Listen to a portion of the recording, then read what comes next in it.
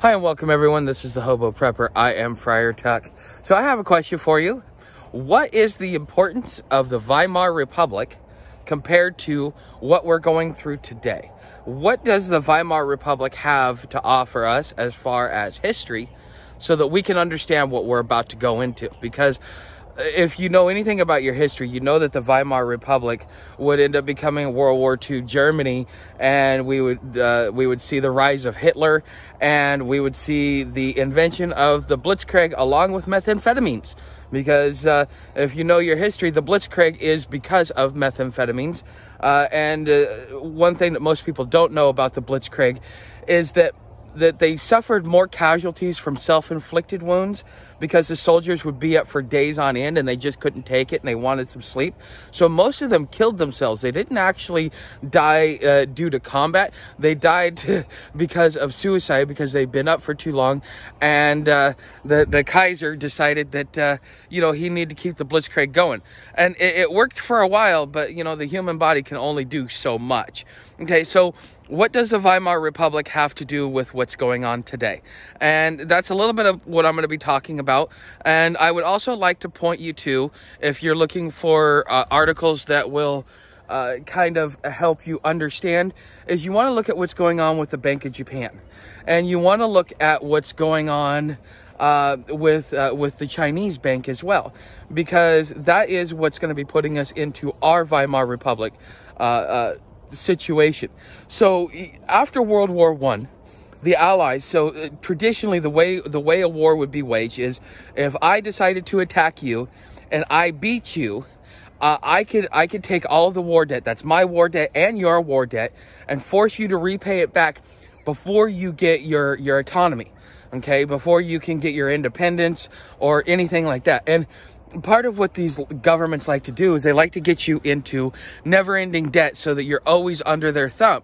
And so, with the Weimar Republic being split up, or with Germany being split up, they took all of the economic centers of Germany and kept them for themselves, on top of forcing Germany to pay back the dual war debt. And so they literally robbed Germany of all of its wealth and everything that it had, for whatever political reasons you can drum up, because there was a lot of reasons why they would want to do it. Germany, whether you realize it or not, has always been, since the institution of the Catholic Church, has always been a seat of power in the European theater. They've always done it, and even on a global theater in some sense. But as far as a localized power, Germany has historically always been the strongest power. In the same way that they're going after Russia, Russia is the new Germany. Okay, so after they split up Germany and turned it into the Weimar Republic and forced them to do the debt, then what ended up happening is their central bank started printing money, because they had no economic epicenter. It'd be like them taking away Chicago, New York, LA, Houston, and Dallas, okay? And maybe even St. Louis. It would be like them taking that away and saying, this now belongs to us, and now you got to figure out a way to actually to pay your bills and to do everything. So what their central bank started doing is, because all these debts started coming due, is they, under the radar, started printing money, and just printing money to print money. Well, what ended up happening is, here in America, one of the investors found this out and made sure to sound the alarm to everyone, okay? And when he sounded the alarm, like almost overnight, the German dollar collapses. And this is where you see the pictures from World War II, where people would take a wheelbarrow full of money to be able to buy a loaf of bread. And it was because all of a sudden the global community said, we have no faith in your currency whatsoever, so we devalued it to a point to where you can't really buy anything. So not only did they get ravaged by war and have all of their wealth stolen from them, but then they got starved out. And in a lot of ways, this is why Hitler was able to come to power, is because, I mean, imagine something like that. I mean, Joe Biden is doing a lot to us that happened to the setup of the Weimar Republic, with the printing of money and the soaring debt and the overextension and all these different things, right? Okay, so let's fast forward to today. What is the one thing that could crash the dollar and could make us the Weimar Republic if certain things happen? Do you know what that one thing is? Okay, now that one thing, for those of you that don't know, happens to deal with the bond market. Okay, so if the bond market goes down, so for example, let's look at what's happening with the Bank of Japan. Let's look at what's happening with China. So the Bank of Japan is in a lot of trouble. They're upside down, but they've been upside down since the late 80s, early 90s, because they tried to make a play to become a global power, and they lost to the Americans for various reasons. And so they've always been, they've been in a constant like stagflation. Their currency has been constantly devalued.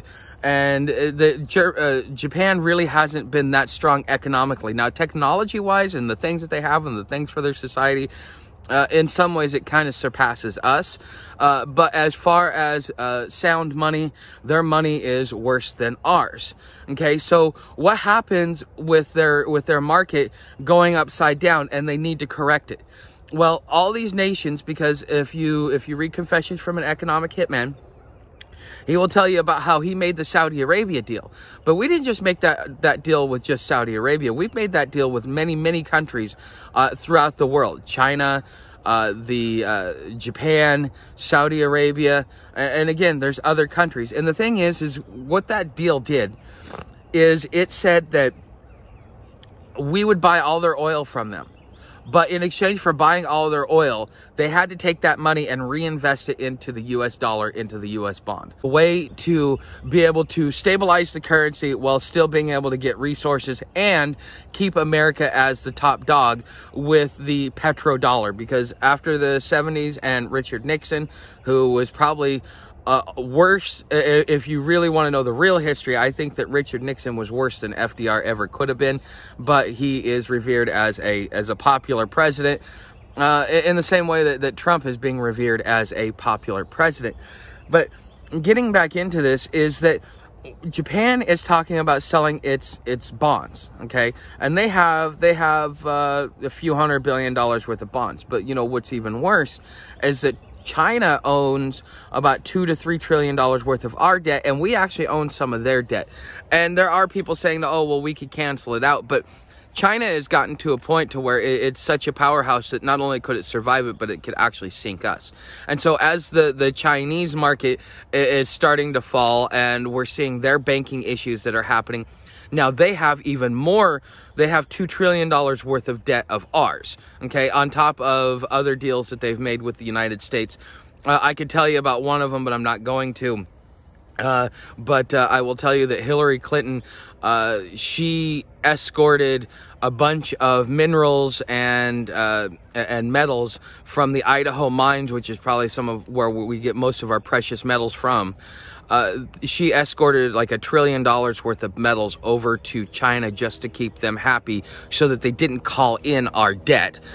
Plus, we made a deal with them, apparently, to do something. But anyways, I digress. What we're looking at is we're looking at the fact that these countries, as they start to fail, they're going to start cashing in their bonds.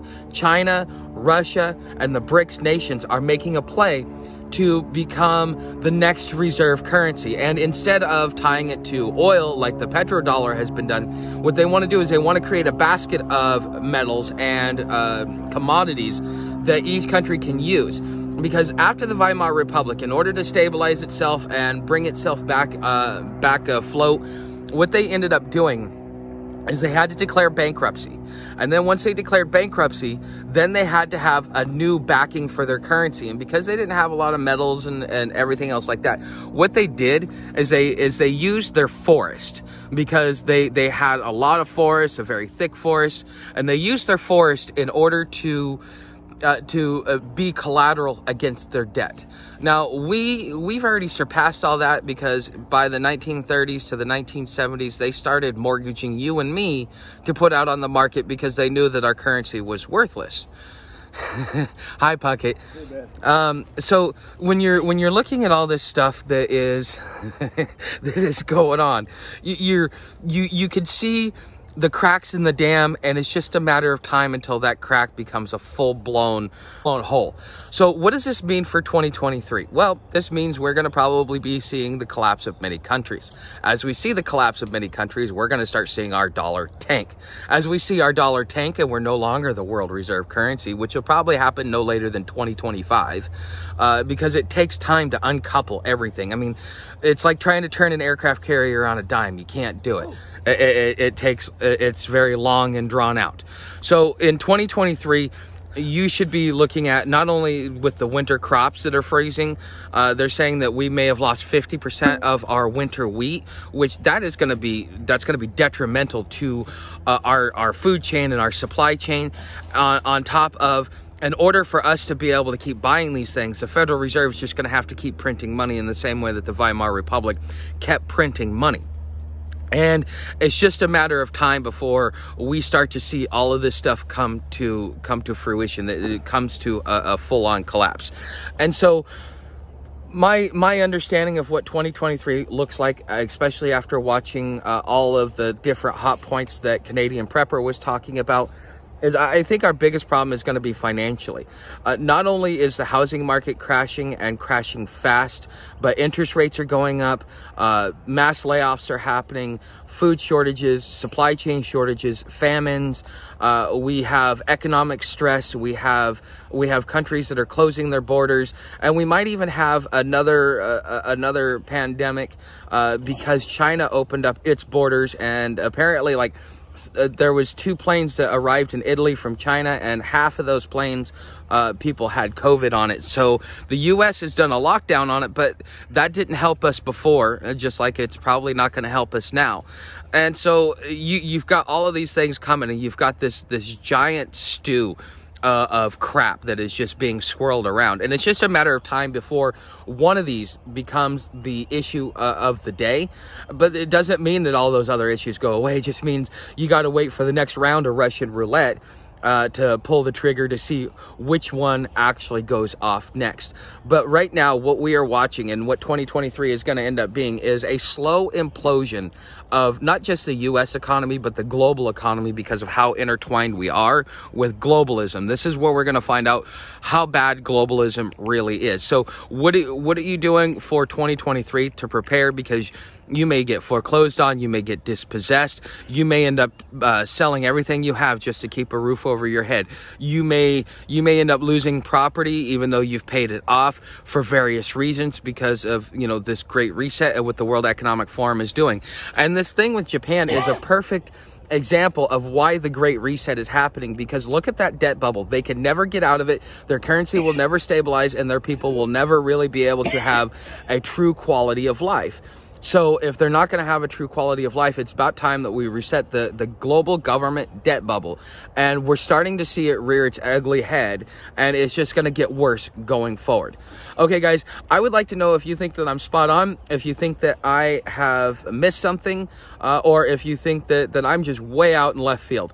Regardless of that, just let me know down in the comments. If you want to help the channel, I need 1,000 subscribers, 4,000 watch hours in order to monetize it. You can also come over to Patreon. You get a daily email every time I post a new video, and it comes out 3 days before you get the video here on YouTube. Plus, there's Patreon only exclusive content that I am uploading there, so that I can add value to your $5 a month that you would spend for the daily videos, or $10 a month if you want live stream and live stream replays. Also, you know, down in the affiliate links, you guys saw my video yesterday, so you can you can order through that if you think that any of my gear would actually fit your situation. But if I were you, I would start planning to be dispossessed, to lose everything and only have what it is that you can carry with you. So if any time is the time to get prepared for the great dispossession, now is the time. You can also leave me a tip down in the tip jar. I have PayPal, and I have CashApp for those of you that so the CashApp is the easier one if you don't like PayPal and the restrictions that they have. But guys, I will see you in the next video. Thanks for watching.